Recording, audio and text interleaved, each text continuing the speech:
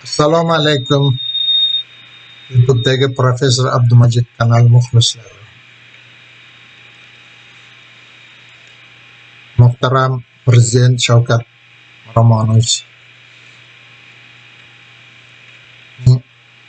Zakiriddin Muhammad Bobur tavallud 540 keng nishonlash to'g'risidagi tarixiy qaroriga binoan biz bir guruh Zakiriddin Muhammad Bobur 3-yangi nashr tahrir hay'ati a'zolari Hamidullo Boltaboyev, Rustam Mamasoli Bobur jamoat fondidan, Ziyoda Teshaboyeva, Yorqinoy Oltmisheva, Robiya Rajabova, Dilrabo Qozoqboyeva, Yulduz Zayniddinova, Aziz Sharipov, Faxriddin Nosirov 3 avgustda 7 avgustda yo'l olib 14 avgustda Lahorga borib, bu yerdan Islomobodga o'tib, yana Toshkentga kechqurun qaytib keldik va fikrimcha bu safar juda muvaffaqiyatli bo'ldi. Endi boshida tashkilotchilari o'zaro kelishmagan tufayli biz Lahor aeroportiga borib tushsak, hech kim bizni kutib olmadi, mashina ham yo'q. Keyin men endi ozgina tajribam bor uchun taksi buyurtma qilib Lahordagi Panjob universiteti mehmonlar turadigan joyiga olib borib qo'ydik, lekin ular bizni Panjob universiteti klub a'zolarining mehmonxonasiga olib borib qo'ydi. Bizga joy buyurilganmi desak, yo'q dedi. Avval Panjob universiteti kafedra mudiri Ravshan Iftixorga telefon qilisholmadi. Telefon qilganda men kelaman dedi. 1 soatga uni kutdik. U mashina bilan kelib bizni klub mehmonxonasida talabalar, o'qituvchilar uchun bu yirik universitetlarda bo'ladigan mehmonxonaga olib borib joylashtirdi. Birinchi kuni biz kelishilgan Zakiriddin Muhammad Bobur yangi saltanat asos solgan 500 yiliga bag'ishlangan ilmiy anjumanda ishtirok etdik. Bu ilmiy anjumanda Tarix va Panjob universiteti, Tarix va Pokiston tarixi fakulteti dekani va boshqa yirik o'qituvchilar ishtirok etdi. Biz tomonidan yuqoridagi tarkibdagi ishtirok etdik. Ma'ruzalar tinglandi. Ma'ruzalar oxirida biz ularga olib borgan kitoblar, Timuriylar tarixi, Durdonalar degan katta kitob, G'iyosiddin Naqqoshning Hindistonga, Xitoyga safari kundaligining o'zbek, rus va ingliz tillaridagi nashrini hamda o'zimning kitoblarimdan Timurbek Turon Sultoni, Zakiriddin Muhammad Bobur miniatyuralar to'g'risidagi художественный мир Бобура va shu kitobni inglizcha nashri The Artistic World of Bobur degan monografiyalarni sovg'a qildim. Keyin Bobur fondi vakili Rustamjon o'zlarining kitoblarini sovg'a qildi va ma'ruzalardan keyin bizni shu universitet dekani Muhammad Ali qabul qildi va Muhammad Ali, men o'zim sizlardanman, mani ota-bobolar Buxorodan kelib qolgan deb ularning nomlarini aytib xursand bo'ldi va bizni ishlarimizga muvaffaqiyatlar tiladi. Qanaqa yordam kerak bo'lsa tayyorgarligini. Endi biz oxirida 2 kun bo'ldik. Keyin Islomobodga keldik. Islomobodda bizni Muhammad Ramazon degan odam kutib oldi. U odam Zokir Janaka tomonidan Pokistondagi o'zini vakili qilgan. Undan keyin u Muhammad Iqbol nomidagi Open universitetda shu Bobur forumi tashkil qilgan ekan. Shu forumni rahbari. U bizni mehmonxonaga joylashtirdi va bizga ozgina ziyofat berdi. O'sha ziyofat paytida shu O'zbekistonda amalga oshirilgan Bobur to'g'risidagi yaxshi kitoblarni Hindistonda chop etsak yaxshi bo'lar degan amaliy fikrni bildirdi. Shunda ertasiga biz ana shu yerda juda nufuzli bir tashkilot bor ekan. U tashkilot rahbari Muhammad Iqbol Choudhury.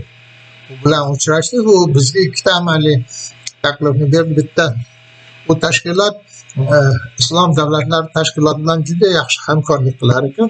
Shularni ham nima qilib jalb qilib Zakir Muhammad Bobur merosini o'rganish bo'yicha 3 kunlik konferensiya tashkil qilish fikrini bildirdi.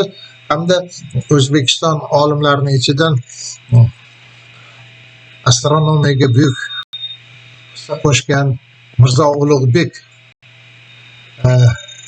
hayoti va faoliyatiga bag'ishlangan konferensiya tashkil qilishni ham taklif qildi. Endi unga men Temurbek Turon Sulton degan kitobni sovg'a qildim. Keyin yana o'sha Muhammad Ramazon o'zi faoliyat ko'rsatayotgan Muhammad Iqbol Open universiteti bor ekan, u yerda bo'ldik. Keyin yana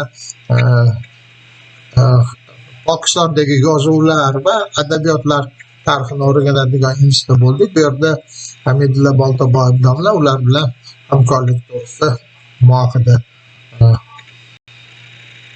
imzo qo'ydi. Keyin biz yana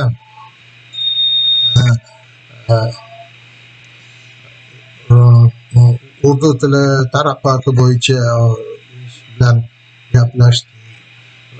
Boshqa tashkilotlar va bu yerda etnografiya muzeyi bor ekan, u muzeyni ko'rdik. Eng birinchi ertalab Faysal Saudiya qiroli Faysal Pokistonga tuhfa sifatida qurib bergan juda ulkan masjidni borib ziyorat qildik va umuman Pokistonga uyushtirgan safarimiz muvaffaqiyatli bo'ldi. Bu yerda olimlar hammasi hamkorlikni rivojlantirishga xohishmand ekanligini namoyish etishdi. Ko'chalarda ham odamlar bizga yaxshi munosabatda bo'lib, qayerdan kelganligimizga juda ko'p qiziqishdi.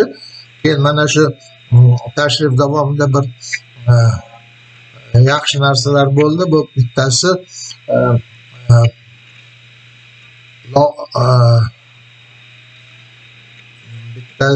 shu Lahordagi muzeyda numizmatika bo'limida Zakiruddin Muhammad Bobur va Boburiylarga oid tangalarni ko'rdik. Ana shu yerda 2 tangada bittasi Agrada zabt qilingan, bittasi yaqin joy ko'rdi. Sultonul Azam va Xoqonul Mukarram degan nomni o'qidi. Yana bitta tangada shu nom qayd qilingan bo'lsa, ikkinchi tanga Rana Sanga bilan bo'lgan jangdan keyin uzun nomiga Zakiruddin Muhammad Bobur podshohi G'ozi degan nima qo'shilgan. Keyin yana boshqa Bobur tangasini ham ko'rdik. Bu Samarqandda zarb qilingan Bobur tangasi oxirida bor ekan, bu bizni xursand qildi. Keyin yo'lda biz Kallar Kahar degan Bobur bo'lgan joy va Bobur taxti Bobur hamda Bog'i Safo degan bog'ini yaratgan joyni borib ko'rib juda xursand bo'ldik. Bog' juda suvni yonida, tog'dan sizib chiqadigan chashmalardan yig'ilgan suv, ko'l, shu ko'lni yoni juda yaxshi joy, bahavo joy. Keyin ekspeditsiya a'zolarining ba'zilari o'sha yerdagi tog' cho'qqisigacha bordi va u yerda Chashmani ko'rdi. Biz taxti Boburni ko'rdik, o'shani yonidagi bog'i Safo ko'rdik. Endi bog'i Safo daraxtlari o'sib ketgan, u yerga qarash kerak.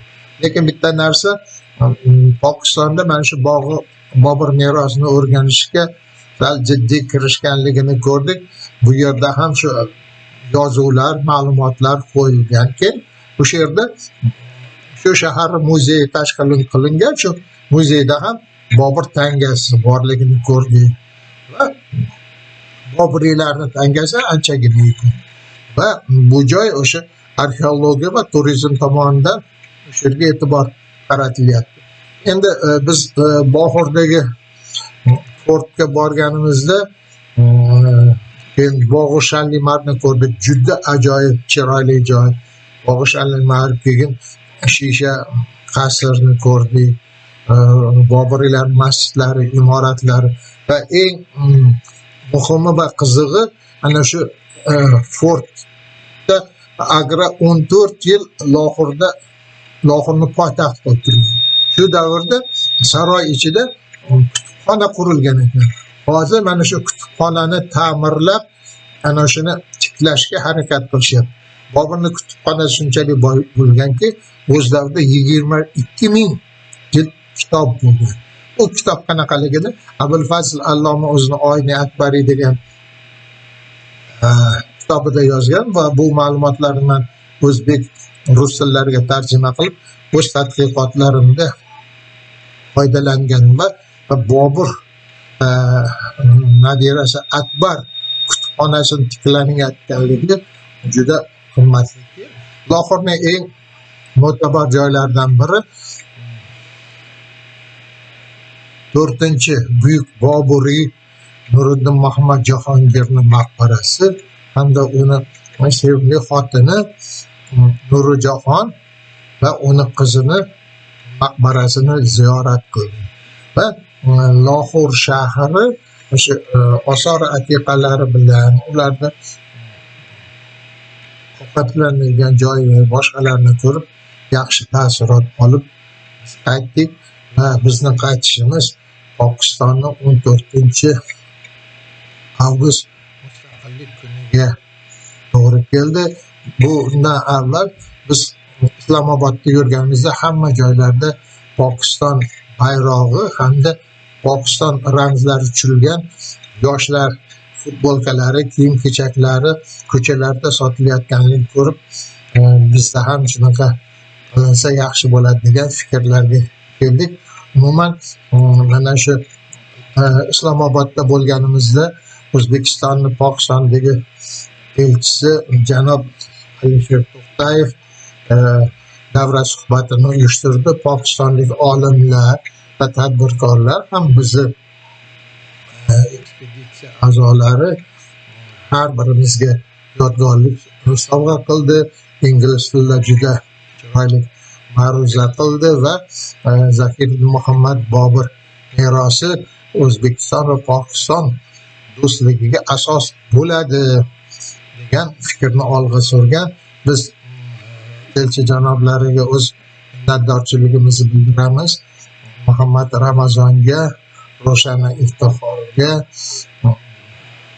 Panjob universiteti vitse-rektori Muhammad Ali janoblariga,